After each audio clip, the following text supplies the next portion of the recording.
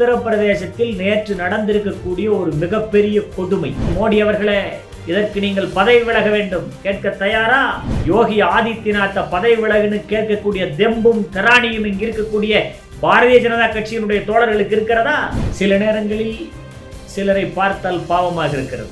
நரேந்திர தாமோதர தாஸ் மோடி அவர்கள் பாராளுமன்றத்தில் மனுஷன் படுறாரு பாருங்க பாடு. அட அட அட. அவர் கடவுளின் குழந்தை. அவர் கடவுள்கிட்ட கேட்டுத்தான் மும்பையினுடைய விமான நிலையத்தை வித்திருப்பாரோ? அவர் கடவுள்கிட்ட கேட்டுத்தான் நீட் தேர்வை வேகமாக கொண்டு வந்திருப்பாரோ? அவங்க தலைவி ஜெயலலிதாவினுடைய இறப்புக்கே சிபிஐ விசாரணை கேட்காத எடப்பாடி பழனிசாமி நாடாளுமன்றத்தில் நல்ல எதிர்க்கட்சி தலைவராக செயல்பட்டு கொண்டிருக்கக்கூடிய ராகுல் காந்தியிடம், எடப்பாடி பழனிசாமி அவர்களே, நீங்கள் போய் பாடம் கற்று வாருங்கள். அனைவருக்கும் வணக்கம்.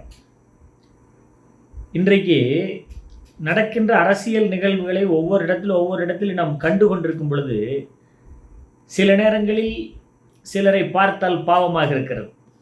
பாவமாக தான் இருக்கு, இல்லைன்னு சொல்லலை. ஆனால் கடந்த 10 ஆண்டுகளாக இந்தியாவினுடைய தலைமை அமைச்சராக இருந்து கொண்டு இந்திய மக்களை எந்த விதத்திலும் கண்டுகொள்ளாமல், எந்த விதத்திலும் ஆதரவு கொடுக்காமல், மக்களை பற்றி கண்டுகொள்ளாமல் 10 லட்சம் ரூபாய்க்கு துணியை போட்டுட்டு எல்லா நாடுகளுக்கும் சுற்றுப்பயணம் செய்து கொண்டிருந்த தற்போதைய இந்தியாவினுடைய தலைமை அமைச்சர் நரேந்திர தாமோதர தாஸ் மோடி அவர்கள் பாராளுமன்றத்தில் மனுஷன் படுறாரு பாருங்க பாடு. அட அட அட அட. உண்மையாக கஷ்டமாக தான் இருக்கு, இல்லைன்னு சொல்ல. ஆனால் வினை விதைத்தவன் வினை அறுப்பான், திணை விதைத்தவன் திணை அறுப்பான். இவர் என்ன விதைச்சாரு அப்படிங்கிறது இப்போ நாடாளுமன்றத்தில் நடந்து கொண்டிருக்கக்கூடிய நிகழ்வுகளை பார்க்கும்போதே உங்களுக்கு எனக்கும் தெரியும். ஒரு சூழ்நிலையில் இந்தியாவினுடைய எதிர்க்கட்சி தலைவராக இருக்கக்கூடிய ராகுல் காந்தி அவர்கள் மிக கடுமையாக, அதே நேரத்தில் நக்கலாக, அவரை ஏளனமாக அவரை பேசுவதும், அவர் அதற்கு எந்த பதிலும் சொல்ல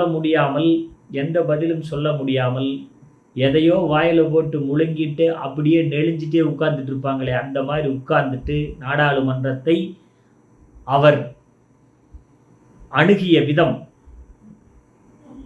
அப்பப்பா பரவாயில்ல. உடனே சொல்றாரு பாருங்க, அவர் கடவுளின் குழந்தை. அவர் கடவுள்கிட்ட கேட்டுத்தான் மும்பையினுடைய விமான நிலையத்தை வித்திருப்பாரோ?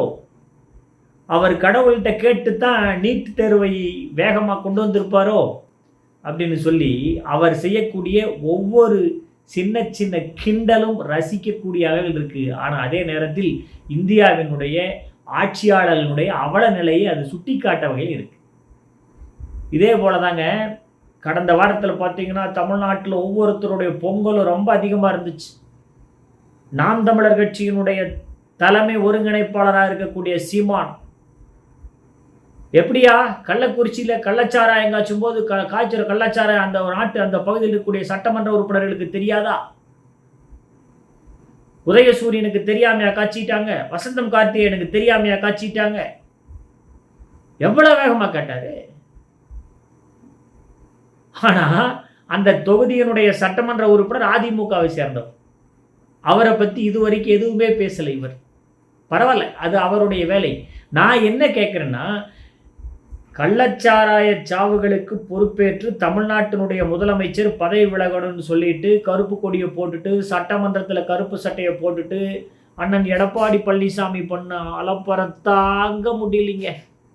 அந்த அளவுக்கு இருந்த எடப்பாடி பழனிசாமி மிகப்பெரிய அளவில் போராட்டங்கள் நடத்தி அது பண்ணணும், இது பண்ணணும், அப்படி பண்ணணும், இப்படி பண்ணணும், சிபிஐ விசாரணை வேணும், அவங்க தலைவி ஜெயலலிதாவினுடைய இறப்புக்கே சிபிஐ விசாரணை கேட்காத எடப்பாடி பழனிசாமி, கேட்காத என்று சொல்றதை விட இவர் பொறுப்பில் இருக்கும்போது சிபிஐ விசாரணை கேட்டு போராடி ஒரு பன்னீர்செல்வம், அதற்கே தலையசைக்காத எடப்பாடி பழனிசாமி கள்ளக்குறிச்சி மக்களுடைய சாவுக்கு கேட்குறாரு. மக்கள் மீது அவருக்கு அவ்வளோ பாசம். ஆஹா, சரி பரவாயில்ல திரு எடப்பாடி பழனிசாமி அவர்களே, உங்களுடைய மக்கள் பற்று எங்களுக்கு புரியுது. அதே மாதிரி அன்புமணி ராமதாஸ் ஒரு பக்கம், ஆளாளுக்கு தமிழ்நாட்டினுடைய முதலமைச்சர் பதவியை ராஜினாமா செய்யணும். சரி, நான் என்ன கேட்குறேன்னா, உங்களுடைய வாதங்கள், உங்களுடைய போக்குகள் எல்லாமே ஒரு வாதத்துக்கு சரின்னு வச்சிட்டோம்னா, உத்தரப்பிரதேசத்தில் நேற்று நடந்திருக்கக்கூடிய ஒரு மிகப்பெரிய கொடுமை, ஒரு ஆன்மீக கூட்டத்தில் கலந்து கொள்வதற்கான போன மக்கள் நெருக்கத்தில் சிக்கி 122 பேர் இறந்து போயிட்டாங்கன்னு சொல்லிடுறது மட்டும் இல்லாமல், அந்த ஊரில் இருக்கக்கூடிய மருத்துவமனையில் அந்த இறந்து போனவர்களுடைய பிணங்களை வைப்பதற்கு கூட இடமில்லாமல் திறந்த வெளியில் போடப்பட்டிருக்கிறதே பார்க்க உண்மையாகவே மிகப்பெரிய வருத்தமாக இருக்கிறது. அந்த வருத்தத்திற்கு, அந்த சோகமான சூழ்நிலைக்கு இப்போ என்ன சொல்ல போறீங்க கேட்டுருவீங்களா? மாண்புமிகு இந்திய தலைமை அமைச்சர் மோடி அவர்களே, இதற்கு நீங்கள் பதவி விலக வேண்டும். கேட்க தயாரா? இந்தியாவினுடைய உள்துறை அமைச்சர் அமித்ஷா அவர்களே, பதவி விலக வேண்டும். நீங்கள் கேட்க தயாரா? அது கூட பரவாயில்லைங்க, அது கூட பரவாயில்ல. அமித்ஷா மோடி கூட பதவி விலகுன்னு கேட்க வேண்டாம். அந்த மாநிலத்தின் சட்டம் ஒழுங்கை பராமரித்துக் கொண்டிருக்கக்கூடிய, காவல்துறையை கையில் வைத்துக் கொண்டிருக்கக்கூடிய அந்த உத்தரப்பிரதேச மாநிலத்தினுடைய முதலமைச்சர் யோகி ஆதித்யநாத் பதவி விலகுன்னு கேட்கக்கூடிய தெம்பும் திராணியும் இங்க இருக்கக்கூடிய பாரதிய ஜனதா கட்சியினுடைய தோழர்களுக்கு இருக்கிறதா? அப்ப என்ன அர்த்தம்? மாமியார் உடைச்சா மண்குடம், மருமகள் உடைத்தால் பொன்குடம்னு சொல்லி ஒரு பழமொழி சொல்லுவாங்க. இது அப்படிதாங்க இருக்கு. ஆனால் காலம் மாறும், காட்சி மாறும் என்பதற்கு உதாரணமாக தான் ஒரே வாரத்தில் இரவும் பகலும் மாறி மாறி வரும் என்பதை உலகுக்கு காட்டியிருக்கிறது. எதிர்க்கட்சியினரே, உங்களுடைய சொற்கள் கவனமாக இருக்க வேண்டும். எதிர்க்கட்சி என்பது நாட்டின் மிகப்பெரிய ஜனநாயகத்தின் ஒரு தூண். அந்த தூணை எப்படி நடைபெற்று கொண்டிருக்கிறார் என்பதை நாடாளுமன்றத்தில் நல்ல எதிர்க்கட்சி தலைவராக செயல்பட்டு கொண்டிருக்கக்கூடிய ராகுல் காந்தியிடம் எடப்பாடி பழனிசாமி அவர்களே, நீங்கள் போய் பாடம் கற்று வாருங்கள். இங்கே இருக்கக்கூடிய சின்ன சின்ன கட்சிகளான எதிர்க்கட்சிகளும் அவர்களுடைய நடவடிக்கைகளை கண்டு தெரிந்து கொள்ளுங்கள். நன்றி.